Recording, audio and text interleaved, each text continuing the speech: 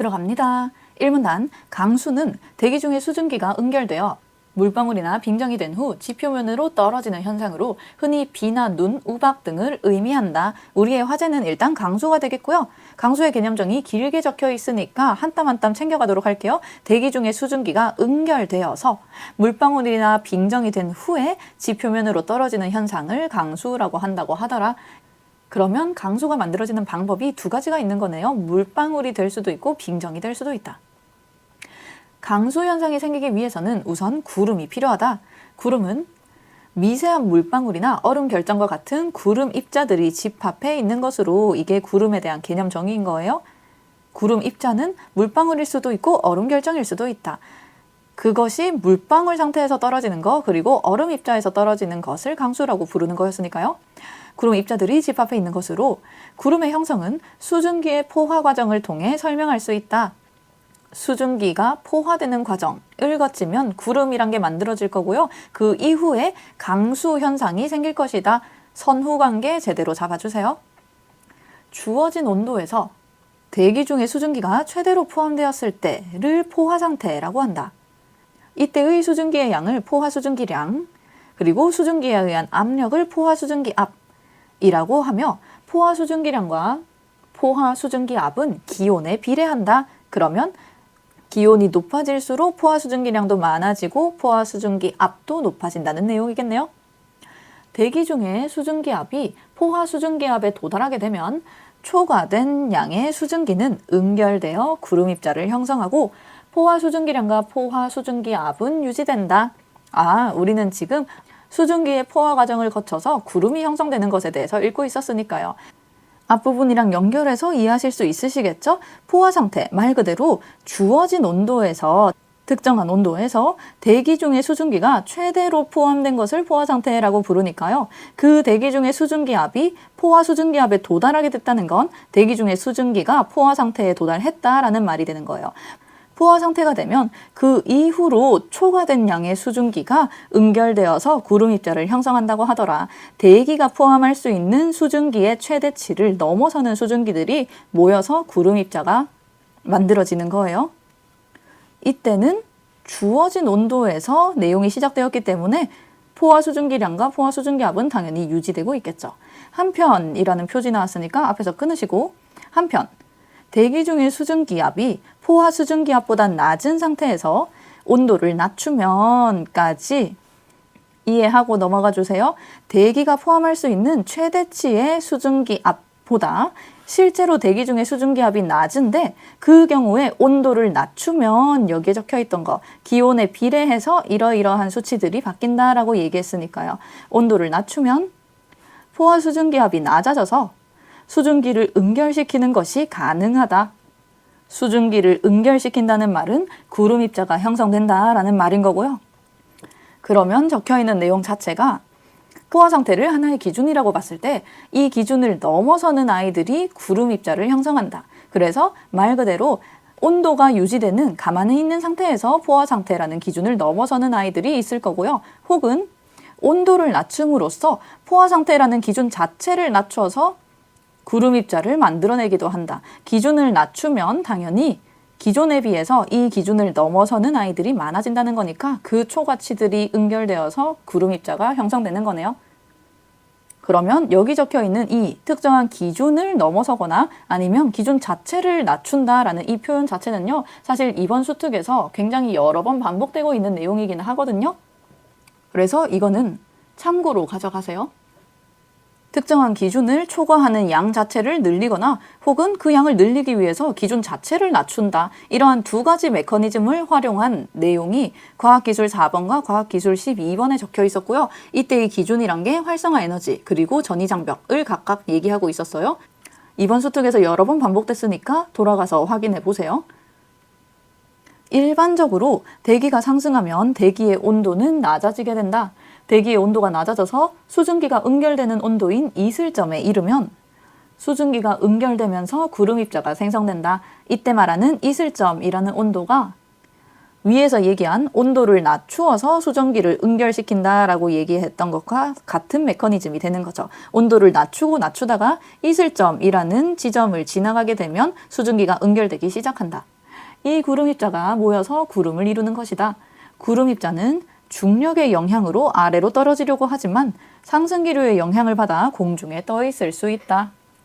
구름 입자에 가해지는 힘이 두 가지 종류가 있는 거예요. 구름 입자를 끌어내리려는 중력과 구름 입자를 위로 올리려는 상승기류, 이렇게 두 가지가 있다고 하더라. 이 문단, 수증기의 응결이 진행되기 위해서는 응결핵이 필요하다. 계속해서 어떻게 하면 구름 입자가 만들어지는지에 대한 부연 설명이 이어지고 있어요. 응결핵은 수증기를 흡착하여 구름 입자가 형성되게 하는 핵의 역할을 하는 것으로, 응결핵이 없으면 대기 중 수증기의 양이 포화 상태를 넘어 과포화 상태에 이르더라도 수증기의 응결이 일어나지 않는다. 1문단에서는 수증기의 양이 포화 상태를 넘어서 과포화 상태가 되어야 된다라는 하나의 조건을 줬던 건데요. 이어지는 2문단에서 추가적인 조건 제시하고 있는 거죠. 응결핵이라는 것도 함께 있어야 한다.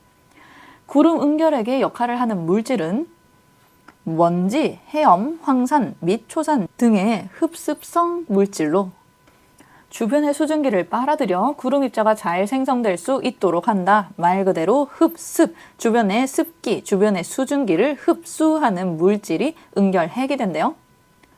한편이니까 앞에서 마찬가지 끊으시고, 한편 대기의 온도가 매우 낮은 경우 액체 상태의 구름 입자는 얼어서 빙정이 되는데, 이를 위해서는 빙정핵이 필요하다. 우리 아까 1문단 읽으면서 구름 입자의 종류에 두 가지가 있다 하는 거 파악했거든요. 물방울도 구름 입자지만 얼음 결정도 구름 입자에 해당한다 하는 걸 파악했었는데, 그것과 연결해서 두 가지 케이스가 있는 거예요. 물방울을 만들어내는 응결핵이 있는 거고, 얼음 결정을 만들어내는 빙정핵이 있다는 거구나. 빙정핵이 존재하지 않으면 대기 온도가 영하로 내려가도 구름 입자는 액체로 존재할 수 있으며, 이를 관행각 물방울이라고 한다. 이처럼 구름은 물방울이나 얼음 결정의 집합이지만 모든 구름이 강수 현상을 일으키는 것은 아니다. 평소에도 구름 입자의 크기가 매우 작기 때문에 구름 입자를 떠받치는 상승기류의 힘과 구름 입자를 잡아당기는 지구의 중력이 평행을 이루고 있기 때문이다. 강수 현상이란 건 중력과 상승기류의 힘이 평형을 이루고 있을 때는 발생하지 않는 현상이 되는 거네요. 따라서 강수 현상이 나타나기 위해서는 구름 입자가 발달하여 상승기류보다 중력의 영향을 더 많이 받을 수 있어야 한다. 구름 입자를 위로 띄우려는 상승기류보다 구름 입자를 밑으로 끌어내리려는 중력의 영향이 더 커야 강수, 그야말로 물방울이나 빙정이 된 후에 지표면으로 떨어지는 현상이 발생할 수 있다라는 맥락이 되네요. 이것을 위해서는 구름 입자가 발달되어야 된다라고 적혀 있고요. 이어지는 3문단에서 그 구름 입자가 어떻게 하면 발달되는지에 대해서 또 부연 설명을 해줄 거예요. 3문단, 구름 입자의 발달 과정에 대한 대표적인 이론으로는 빙정설과 병합설이 있다. 빙정설은 중위도 및 고위도 지방의 강수 과정을 설명하는 이론으로, 빙정 표면에서의 포화 수증 기압이 물보다 상대적으로 낮다는 사실에 기초한 것이다. 중위도 및 고위도 지방의 차가운 구름에는 물방울과 빙정, 관행각 물방울이 공존하고 있는데, 영하 40도 이하인 구름의 상부는 빙정, 0도씨 이상인 하부는 물방울, 중간에는 빙정과 관행각 물방울이 함께 존재하고 있다. 중위도와 고위도 같은 지방의 차가운 구름은 온도에 따라서 총 3가지 부분으로 구분된다는 말이었네요. 영하 40도보다 낮은 게 상부였고요. 0도보다 높은 게 하부였으니까 그 중간 부분은 0도와 영하 40도 사이가 되겠구나 하는 거 알아차려 주셔야 되고요. 이어지는 문장에서 영하 40도에서 0도의 구간에서는 이라고 적혀 있는 게 중간 부분을 가리킨다 하는 거 자연스럽게 연결해 주셨어야 돼요. 빙정과 관행각 물방울이 함께 공존하고 있는 중간 구간에서는 수증기 분자들이 증발과 응결을 통해 기체 상태와 액체 상태를 활발하게 오가고 있는데, 포화 수증기압의 차이로 관행각 물방울이 먼저 증발하여 수증기가 되고, 이는 빙정 표면에 달라붙게 된다. 순서네요. 그 전에 빙정과 관행각 물방울이 함께 공존하다가 관행강 물방울이 먼저 증발하는 거고요. 증발된 이후에는 남아있는 빙정의 표면에 달라붙게 된다 하더라. 빙정은 표면에 달라붙은 수증기 분자로 인해 과포화 상태가 되며 수증기는 그대로 빙정에 침적되면서 빙정이 발달한다. 이러한 과정이 반복되어 무거워진 빙정은 중력에 의해 낙하하게 되는데 해당 지역의 기온이 낮으면 빙정의 상태를 유지하여 눈이 되고 기온이 높은 경우에는 낙하 도중에 녹아서 비가 된다.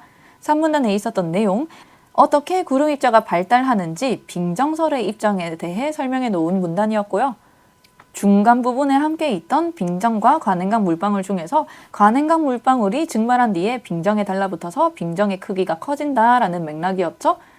최종적으로 커진 빙정 입자가 중력에 의해서 낙하하게 되는데 그 떨어지는 지역의 기온이 낮은지 높은지에 따라서 비가 될 수도 있고 눈이 될 수도 있다라고 두 가지 케이스로 나뉘어 있었어요.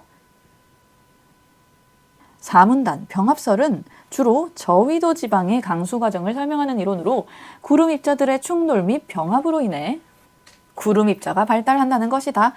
빙정설은 말 그대로 빙정이 만들어지는 거였고요. 병합설은 말 그대로 구름 입자들이 병합한다는 내용이네요. 저위도 지방에서 생성된 구름은 온도가 높기 때문에 빙정이 존재하지 않고 모든 구름 입자는 물방울의 형태로 존재한다. 앞에 나왔던 빙정설과의 차이점 나오는 거죠. 병합설은 저위도 지방에서 생성되는 구름이기 때문에 빙정이란 게 존재할 수 없다고 하더라. 모든 구름 입자는 물방울의 형태로만 존재한다. 이 구름 입자들은 모두 크기가 다르고 구름 입자들의 크기가 커질수록 낙하하는 속도도 빨라진다.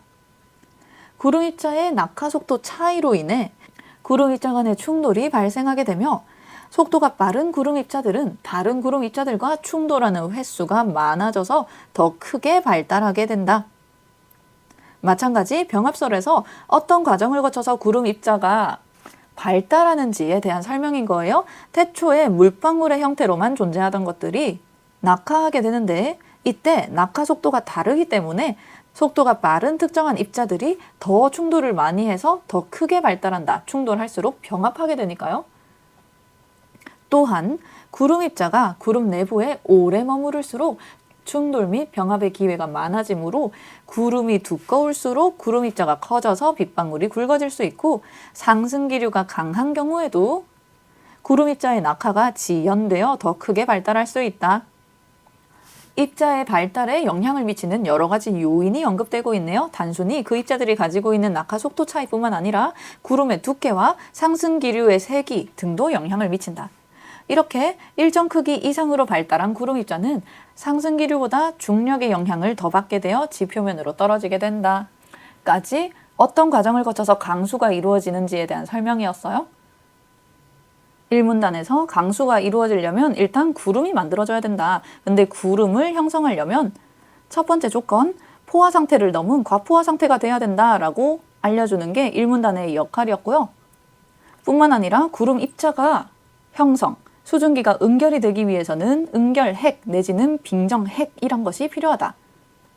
라는 게 2문단의 내용이었어요. 이러한 두 가지 조건을 충족하면 마침내 구름 입자가 형성되어서 구름이 만들어지는 거였고요. 그 구름 입자가 정확하게 강수가 되어서 비나 눈으로 내리기 위해서는 그냥 구름 입자가 존재하기만 하면 안 되고 입자가 점점 커져서 입자가 점점 발달해서 상승기류보다 중력의 영향을 더 크게 받아야 했죠. 그래서 이 이후에 어떻게 하면 그 입자를 발달시킬 수 있는지와 관련해서 3문단과 4문단에서 빙정설과 병합설로 구분해서 설명을 해줬던 거고요.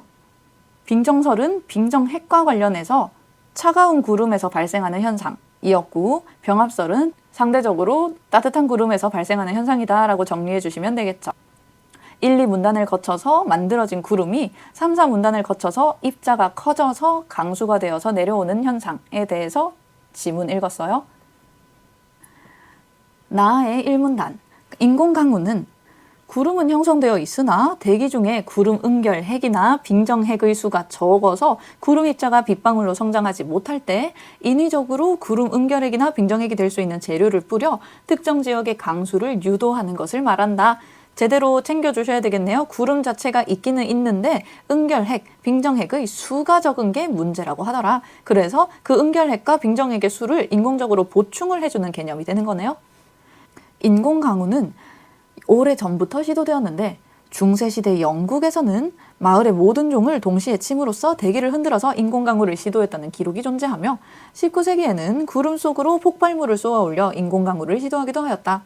1946년 20세기에요. 20세기 미국의 셰퍼는 안개로 가득 찬 냉장고에 드라이아이스 파편을 떨어뜨리자 작은 얼음 결정이 만들어진다는 사실을 발견하고 구름에 드라이아이스를 뿌려 최초로 인공강우에 성공했다. 이를 계기로 현재까지 세계 곳곳에서 인공강우 실험이 지속되고 있다. 이문단, 인공강우 과정에서 인공의 은결핵이나 빙정핵을 구름에 살포하는 행위를 시딩이라고 한다. 현재 시딩의 재료로 주로 사용되는 것은 아이오딘화 은과 드라이아이스, 염화나트륨과 염화칼륨 등이다. 이 중 아이오딘화 은과 드라이아이스는 차가운 구름에, 염화나트륨과 염화칼륨은 따뜻한 구름에 시딩하는 재료로 사용한다. 그러면 이때의 아이오딘화 은과 드라이아이스는 차가운 구름에 사용하는 빙정핵이 될 거고요. 염화나트륨과 염화칼륨은 따뜻한 구름에 사용하는 은결핵이 되겠네요. 가에 읽었던 고중위도 지방의 빙정핵과 저위도 지방에서 사용하는 은결핵을 구별해서 적용해 주시면 되죠. 영하 4에서 6도 정도의 구름에 아이오딘화 은을 뿌리면 이는 빙정핵의 역할을 하여 구름 속에 관행각 물방울들이 증발하며 여기에 달라붙게 되고 빙정을 형성한다. 이 과정이 반복되면서 빙정이 성장하고 지상에 눈 또는 비로 떨어지게 된다. 가지문에서 읽었던 내용 반복이죠. 드라이아이스는 영하 10도 정도의 구름에 뿌리는데 공기를 냉각시켜 과포화 상태로 만든 후 빙정핵이 생성되도록 하여 비나 눈을 내리게 한다. 읽으시면서 아이오딘화 은과 드라이아이스 두 가지 구별해 주셨어야 돼요. 두드러지는 차이점은 아이오딘화 은은 영하 4도에서 6도 정도의 구름에 사용하고 드라이아이스는 영하 10도 정도의 구름에 사용한다. 그래서 사용되는 온도가 다른 거고요. 아이오딘화 은은 뿌리기만 하면 그것 자체가 빙정핵의 역할을 한다라고 적혀 있었는데요. 그에 비해 드라이아이스는 공기를 냉각시켜 과포화 상태로 만드는 역할을 하는 거고 그 뒤에 빙정핵이 생성되도록 돕는 역할을 한다라고 적혀 있는 거니까 드라이아이스 자체가 빙정핵으로서 역할을 한다라고 하면 틀린 내용이 되겠네요. 한편 따뜻한 구름의 경우 물방울 상태의 구름 입자만 존재하기 때문에 흡습성이 높은 염화나트륨이나 염화칼륨 등을 인공강우의 재료로 사용한다. 흡습성이 높은 물질들이 가지문에 의하면 은결핵의 역할을 하는 아이들이었거든요. 그래서 가에 적혀 있었던 내용 계속해서 재진술되고 있다라고 생각해 주시면 되겠죠? 이 재료들이 뿌려지면 주변의 물방울이 달라붙어 구름 입자가 점점 커지게 되고 구름 입자 간의 충돌 및 병합 과정이 활성화되어 비가 내리게 된다. 했던 말 반복. 산문단. 인공강우는 물 부족을 해결하는 것 외에도 폭풍 후 소멸이나 우박 형성 감소, 안개 소산 등의 기상 조절, 산불 억제, 미세먼지 저감 등에 활용될 수 있다. 활용도가 높다. 하지만 현재 인공강우는 성공하더라도 매우 미약한 수준이고 구름이 전혀 없는 곳에서는 시도가 쉽지 않다. 왜냐하면 일문단에서 인공강우 자체가 구름은 형성되어 있는 데에 은결핵이나 빙정핵의 수가 적은 경우에 사용되는 거였으니까요.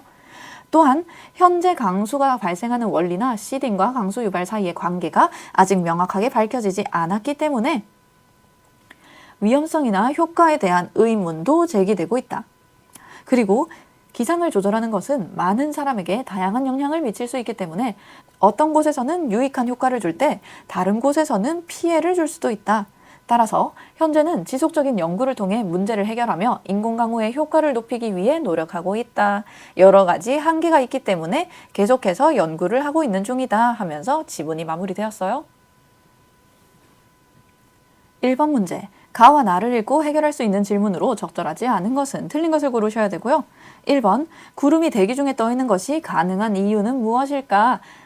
가의 1문단에 의하면 구름은 상승 기류의 영향을 받아 공중에 떠 있을 수 있다고 적혀 있었어요.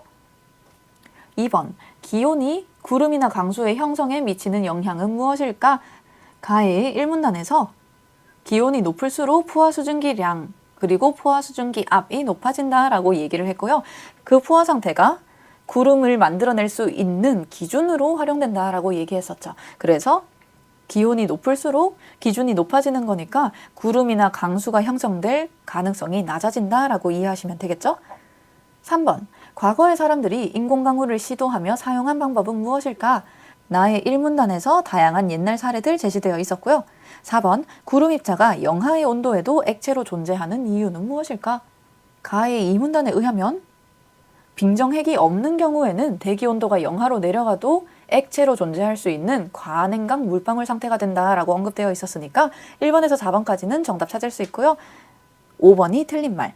인공강우로 인해 발생할 수 있는 피해에 대한 구체적 예방책에 대한 언급은 없었죠. 그냥 이런저런 한계가 있다라고 언급되어 있었을 뿐이에요. 2번, 기억과 니은에 대한 설명으로 적절하지 않은 것은 틀린 것을 고르셔야 되고요. 1번, 기억은 물과 빙정 표면의 포화 수증 기압의 차이에 의해 구름 입자가 발달한다는 사실에 기초한다. 맞는 말. 2번, 니은은 구름 입자 간의 크기 차이에서 비롯된 낙하 속도의 차이로 구름 입자가 충돌하여 발달한다고 본다. 맞는 말이에요. 3번, 기억과 니은은 모두 구름 입자의 크기가 발달하여 상승 기류와 중력의 평형이 깨지면 강수 현상이 나타날 수 있다고 본다. 맞는 말이죠. 더 정확하게는 상승 기류보다 중력의 영향이 커지면 강수 현상이 일어나는 거였어요. 4번, 기억은 니은과 달리 구름 입자가 강수가 되어 지표면으로 떨어지는 과정에서 고체에서 액체로의 변화가 일어날 수 있다고 본다. 기억, 빙정설은 구름 입자 자체는 빙정이었는데요. 떨어지는 지역의 온도가 높으면 낙하 도중에 녹아서 비가 된다라고 얘기했기 때문에 떨어지는 과정, 낙하 과정에서 녹아서 빙정이 액체, 비로 바뀐다라고 적혀 있는 거 가지문의 산문단에서 근거 찾으실 수 있어요. 그래서 정답이 5번. 니은은 기억과 달리 구름 내부의 온도에 따라 구름 입자의 존재 상태가 다르게 나타나고 이로 인해 강수가 형성될 수 있다고 본다. 구름 내부의 온도에 따라서 구름 입자의 존재 상태를 세 가지로 구별해줬던 건 니은이 아니라 기억에서 나왔던 내용이니까요. 두 가지 이렇게 바꾸어 주셔야 되겠네요. 3번, 가를 바탕으로 나의 시딩을 이해한 내용으로 적절하지 않은 것은 틀린 것을 고르셔야 되고요. 1번, 대기 중에 구름이 형성되어 있지 않은 경우에는 시딩을 하기 어렵다. 맞는 말이에요. 나의 산문단에서 근거 찾으실 수 있고요. 2번, 아이오딘화 은은 구름 속의 과냉각 물방울이 빙정핵의 역할을 할 수 있도록 모으는 역할을 한다. 틀린 말이에요. 그럴싸하게 적혀 있지만 아이오딘화 은 자체가 빙정핵 역할을 한다라고 적혀 있었기 때문에 과냉각 물방울이 증발해서 아이오딘화 은에 모이게 되는 거였고요. 이 물방울들이 빙정핵의 역할을 한다 하면 틀린 내용이 되는 거죠. 3번, 염화나트륨이나 염화칼륨은 먼지나 해염 등과 같은 역할을 하며 먼지나 해염 등이 가지문의 이문단에서 언급되었던 흡습성 물질들이었고요. 응결핵의 역할을 하는 아이들이었어요. 그래서 염화나트륨이나 염화칼륨이 응결핵의 역할을 하며 수증기의 응결을 원활하게 한다. 맞는 말이고요. 4번, 염화나트륨이나 염화칼륨은 병합설에서 설명하는 원리를 적용하여 강수를 유발하기 때문에 눈을 만들어내기는 어렵다. 맞는 말이죠. 기온이 높은 지역에서 구름이 형성되는 원리를 설명하는 내용이었으니까. 5번, 아이오딘화 은과 드라이아이스를 기온이 영하권인 구름에 뿌리면 빙정에 미치는 중력의 영향이 상승기류보다 커지게 된다. 중력이 상승기류보다 영향이 커진다는 것, 곧 강수현상이 유발된다라는 말인 거고요. 강수현상을 인공적으로 유발하기 위해서 아이오딘화 은과 드라이아이스를 기온이 영하권인 구름, 차가운 구름에 뿌리는 거였으니까 5번도 마찬가지 맞는 말이에요. 4번 문제, 가 하나를 바탕으로 보기를 이해한 내용으로 적절하지 않은 것은? 틀린 것을 고르셔야 되고요. 보기 보시면 인공강우의 원리에 대해서 그림으로 제시해 줬는데 A에서 아이오딘화 은을 투하했다 하는 거 눈에 띄셔야 되겠네요. 이 아이오딘화 은이 결과적으로 빙정핵의 역할을 하게 되는 거였고요.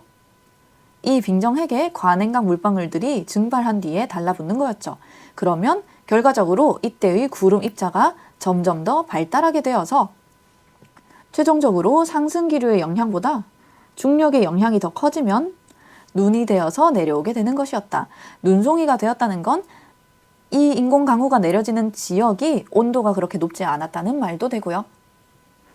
그대로 선지 내려가시면 1번, 보기의 인공강우는 주로 중위도 및 고위도 지방에서 적용할 수 있는 방법이다. 맞는 말이에요.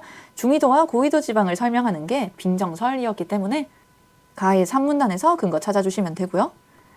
2번, 보기의 인공강우를 시도하기 위해서는 먼저 대기 중의 수증기가 포화 상태가 되어야 한다.